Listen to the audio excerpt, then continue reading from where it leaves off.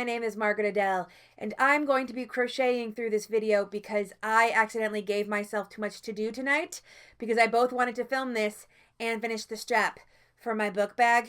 The bag literally made just to carry my books around work when my hands are full. But don't let the bisexual colors fool you. We're here to talk about the Trans Rights Readathon. The Trans Rights Readathon is a decentralized fundraiser originally created on a book talk, and it is made to raise money for trans people's various many societal barriers. Now, this is decentralized in that it is all up to the participants to both find the books they're going to read, buy trans, non-binary, and to spirit editing, Margaret. Thank you.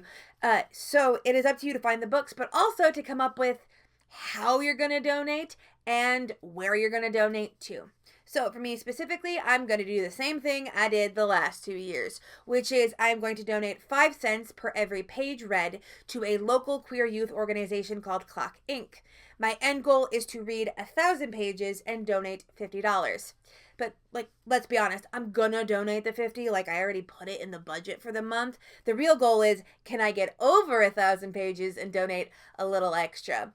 I've seen some other people do things like donate $20 for every book finished, but I didn't want to do it by books because I knew if I did that, I would be pushing myself into getting smaller novellas and stuff, and there's some bigger books that I really wanted to get to by trans and non-binary authors. So I usually like this idea of, even just reading 20 pages, we already have another dollar. And it also helps that if I just don't finish a book or run out of time to finish it, we still got that money in there. Although again, I'm just going to be donating that. Regardless, Clock Inc. is not specifically just for trans youth. It is a generalized queer youth organization, but they do have resources for trans families to things like medical resources, legal resources, they're very needed right now, but also things like a transition closet with clothes donated so that newly egg-cracked trans youth can help revamp their entire wardrobe in a short period of time. But with nothing else to say, what am I going to be reading? I just realized I forgot to say when the readathon was. This runs from March 21st to 31st, the Trans Day of Visibility. Okay, now back to the books. This first one is actually a little bit of a serendipitous moment. I had found this book on HEO, and I was really interested in it. But I had already hit my book buying budget for the month, and I was like, all right, we'll just follow the author, swing back around. Well, on my Itch.io profile, I talk about being a book reviewer, and I have my review policy on there.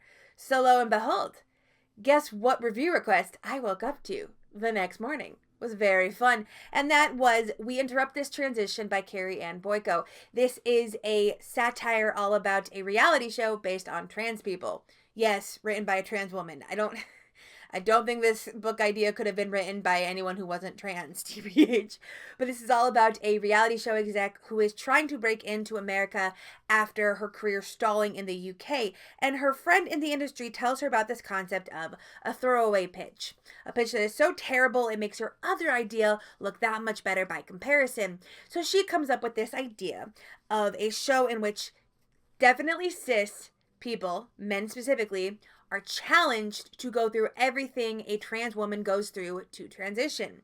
And if they can survive it, they will get X amount of dollars at the end. Now, this obviously sounds like a horrible idea, but lo and behold, it's what gets greenlit over her other idea. So now she's trapped into making one of the most controversial reality shows of probably ever. Now, if you know anything about reality TV, you know that there actually has already been a show about a trans person that was not done well. I can't remember the exact name of it, but we don't need to get that much into it. I have actually technically already started this one because I forgot the Trans Rights Readathon was coming up.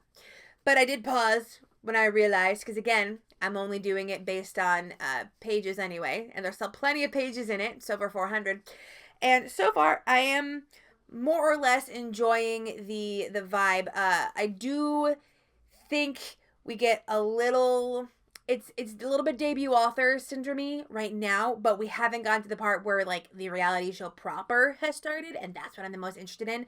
But we do get a lot of insights into the various contestants so far, and that's what I'm really intrigued by. But in general, I'm really interested in a satire like this. I do love reality show satires in books. They can be done with varying degrees, I have found, but I am excited to see just how far this one is willing to go, and I am counting. I am counting on one of the contestants realizing they're just an egg, and this is just the thing for them. So these next two books were actually the result of me asking for review requests because I realized that I'd forgotten this readathon was popping up and that I didn't have enough trans books left. I have a very small TBR these days, and again, I had just read several trans books for the Itch.io taste test. So I was like, hey, trans people, I've got this readathon coming up. I'm under a book buying ban right now, so you probably have pretty good luck if you send a review request. And lo and behold, I did get a couple, including Mercy by Ian Haramaki. This is a MM romance all about a priest who is sent into the woods to supposedly kill this injured monster, only to discover, hey, Monster is actually a super hot amnesiac dude, and wouldn't you know it, as they have to work together to uncover the inevitable corruption in the priest's church, feelings begin to develop. Now, I'm 99% sure this book is going to have sex scenes, because when the author sent me the review request, they made a point of pointing out that the priest had like a cutout in their priestly vestments, and I was like, okay. If the priest's garments are slutty, there's probably going to be some sex scenes in here. And it doesn't appear to be specific to any real-world religion. At least I don't think any real-world religion has slutty little priestly vestments. But I am still expecting my religious trauma to be triggered in some way. But there is a kind of catharsis in that, so I'm prepared. And again, really hoping for those sex scenes. And the other review book I accepted was Quill and Still by Erin Sofair? Sure. This is a cozy lit RPG, which I haven't really heard a lot about before, but I do like the concept of a cozy lit RPG purely because my biggest problem with a lot of cozy books is to up the coziness. There's kind of a feeling of ambling, of just wandering, but most lit RPGs tend to have a very strong semblance of progression and leveling up. So my hope is that the sense of progression you get from lit RPGs will counteract the ambling, wandering nature of cozy fantasies and even it out and give me a nice experience. Because while I did enjoy Legends and Lattes, I feel like a lot of other books have kind of failed to figure out exactly what made that as compelling as it was, because you were still watching someone building up this business. So here we are watching a scientist woman who is tired of the grind, the rat race, and then lo and behold, meets a goddess in the woods and is magically transported to this other realm where instead of a scientist, she's an alchemist. And she both reconnects with her love of science through its original, more mystical iteration, but also with her own Jewish faith. So I feel like this is going to be a nice 1-2 punch with Mercy, because we have someone struggling with their religion and then someone refinding their religion. Like I might make a point of like reading them specifically in the order here, like Mercy and then Quill and Still. It is long, because lit RPGs are almost never quick, nearly 500 pages, but I am hoping that the cozy vibes will make it a quicker read, because again, this is still a readathon, and I have a lot of review books on here, more than I would usually put on for a readathon, because I don't want to stress myself out and risk giving a book a lower star rating than I would otherwise. But I'm really interested in this one. I really want to see if the lit RPG can balance out the worst aspects of a cozy fantasy. And if it can, I'm going to need a whole lot more people start writing these. Please? This last book is one I almost forgot I had. Because as I was looking back at the list, I was like, wow, I could have sworn that I had a non-binary author on my review list already. Like, what happened to that? And turns out, I believe Storygraph might have glitched on me for a second, or that when I had added the book originally, it had been the one that had been automated by exporting my Goodreads account over, and that this had been the one added by the author, so the other one had gotten deleted. At least that's my guess, because I swear this book was originally on my list, and that is Triple Strike Threads of Fate by G.M. Gray.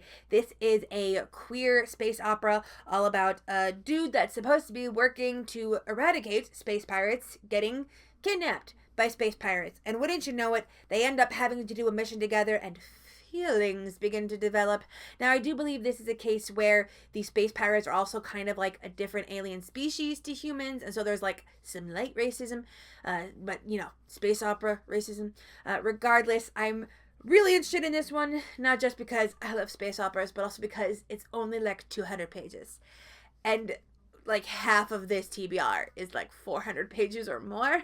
So the first day of the readathon for me, the 21st, is when I'm still on spring break. So I might just read this all in one day just to at least get one book and get a head start on things. But I am really interested in it.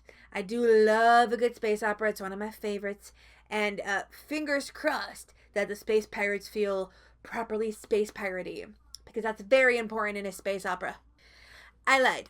That wasn't the last book. That was the last indie book. Now we do have some traditional from the library, and first up we have Dreadnought by April Daniels. This is, I believe, a YA superhero story all about a girl who hasn't really come to grips with the fact that she's a girl, at least not being out as a girl, until, whoops, the superhero Dreadnought falls to his death in front of her, and because he dies in front of her, all of his superhero powers just go whoop right into her, magically transforming her into the girl she always knew she was, but now she has to live out and about as a girl when she hadn't actually come out to anyone as trans yet.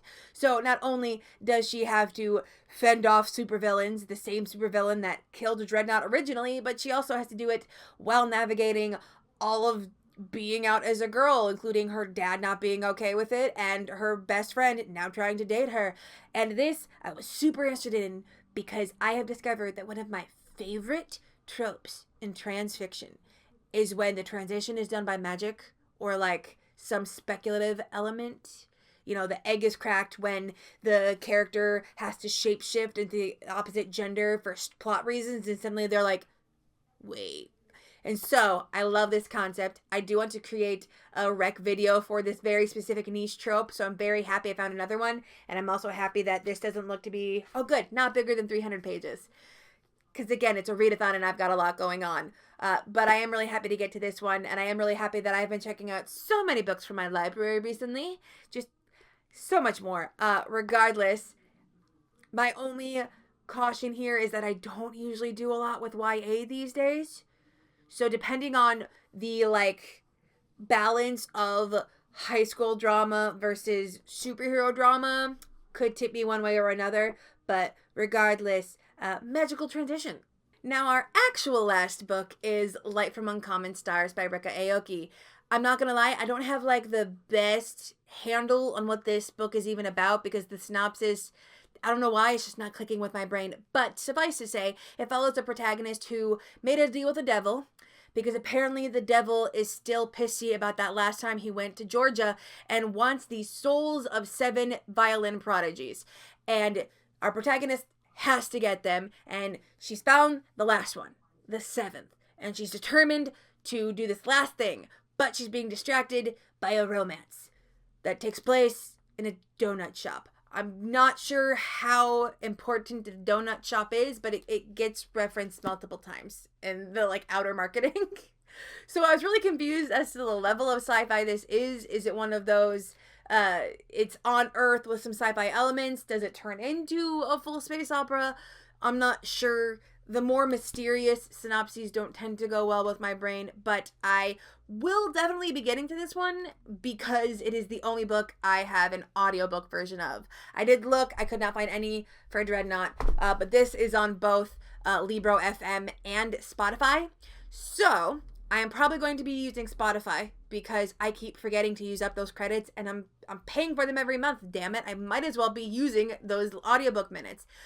So just for the sheer purpose of I will need to do dishes and housework and other stuff while this readathon is going on, this will just be the audiobook I default to. I've heard great things about it. It gets brought up a lot when we talk about the Trans Rights Readathon, so I'm hoping that this is the year I finally get to it. And that is it. That is my TBR for the Trans Rights Readathon. If you would like to get involved, I will have the link to the website down below. You don't have to formally sign up to join, but they like to know just what the impact of this year has been. And this is definitely a year when we could use a pretty large impact. But for me personally, I'm really excited for this year because it's the first I'm doing it after a 0 TBR. So I don't have this giant pile of books behind me making me feel guilty for not reading them. And I could really dive into these books with full gusto. I've also done a much better job at getting up more trans women on this list. I had problems with that in previous years.